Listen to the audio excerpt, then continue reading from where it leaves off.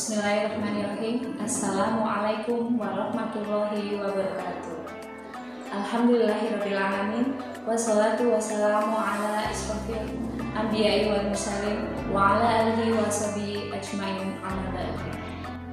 Puji syukur kehadirat Allah Subhanahu wa Ta'ala yang telah memberikan kenikmatan sehat sehingga kita bisa melaksanakan puasa di bulan Ramadan ini dengan baik. Tak lupa salawat serta salam semoga selalu tercurah kepada junjungan kita Nabi Muhammad SAW yang senantiasa kita nantikan syafaatnya di yaumul akhir.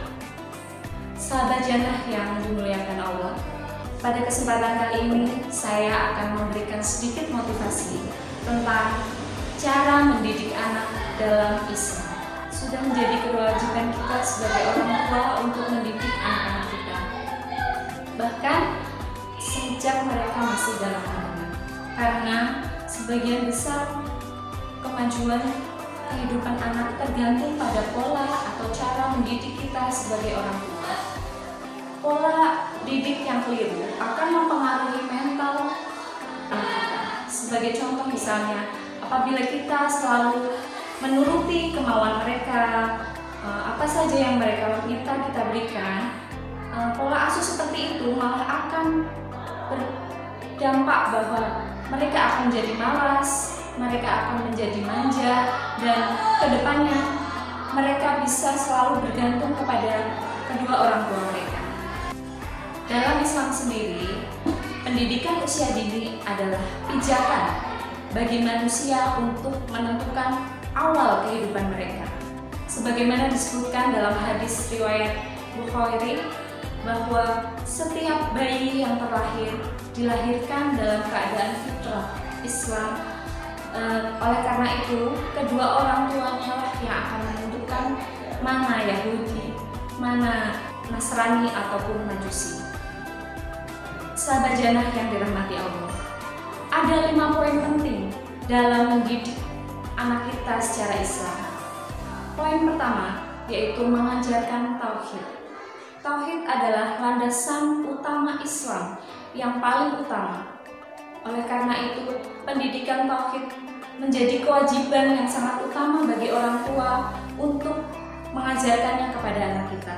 Sebagaimana Luqman mengajarkan kepada anak-anaknya yang terdapat dalam surat Al-Luqman ayat 13, di mana disebutkan bahwa, dan ketika Luqman berkata kepada anaknya, "Wahai anakku, janganlah engkau mempersekutukan Allah, karena mempersekutukan Allah adalah kezaliman yang sangat besar." Yang kedua adalah mengajarkan akhlak dan adab. Pendidikan dalam keluarga merupakan pendidikan utama juga bagi anak-anak kita. Di dalam keluarga, anak-anak memperoleh sesuatu, misalnya saja adab dan akhlak. Kita bisa mengajarkan anak-anak kita tentang adab dan akhlak kepada Allah dengan tidak menyekutukan Allah, kemudian terhadap Rasulnya dengan cara mengikuti sunnah-sunnah Rasul, atau adab dan akhlak kepada sesama manusia dengan membantu sesama, bersedekah, atau yang lainnya. Poin ketiga ayah bunda adalah mengajarkan anak untuk beribadah. Pendidikan agama Islam itu sangat penting bagi anak.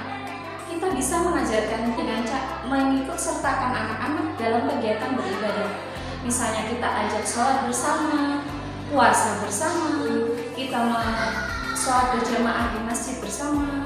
Seperti dalam Al-Ahzab ayat 21 disebutkan bahwa sungguh telah ada pada diri Rasulullah suri tauladan yang baik, yaitu bagi mereka yang mengharapkan rahmat Allah dan menantikan kedatangan hari kiamat, dan orang-orang yang selalu atau banyak memikirkan atau mengingat Allah Subhanahu wa Ta'ala. Oleh karena itu, jika kita membiasakan anak untuk melakukan kegiatan ibadah, maka kedepannya anak akan selalu terbiasa untuk beribadah kepada Allah. Dan poin yang keempat ayah bunda adalah bertutur kata lembut atau lemah lembut serta tegas. Kita sebagai orang tua harus bersikap lemah lembut kepada anak. Tetapi kadang-kala kita juga harus mengajarkan tegas kepada anak kita. Kadang-kadang kita juga bisa sebagai teman, sebagai sahabat yang mengajak bermain, mengajak bercanda, atau misal kita menciumnya seperti mengungkapkan kasih sayang kepada mereka. Dan yang terakhir adalah bersikap adil. Kita sebagai orang tua harus bersikap adil kepada anak-anak kita. Jangan sampai kadang-kadang banyak orang tua yang membedakan sikap kepada anak-anak mereka baik dari segi materi maupun non-materi. Hal ini malah akan menimbulkan anak merasa dirinya dibedakan atau dirinya tersisihkan. Seperti diriwayatkan dalam hadis Bukhari dan Muslim, dalam kisah Na'am bin Bashir, beliau mengatakan kepada Rasulullah bahwa bapaknya telah memberikan dia hamba sahaya kepada Na'am. Lalu Rasulullah bertanya kepada Bashir, apakah engkau melakukan kepada anak-anakmu hal yang sama? Lalu Bashir menjawab, tidak. Maka Rasulullah bersabda, kembalikanlah.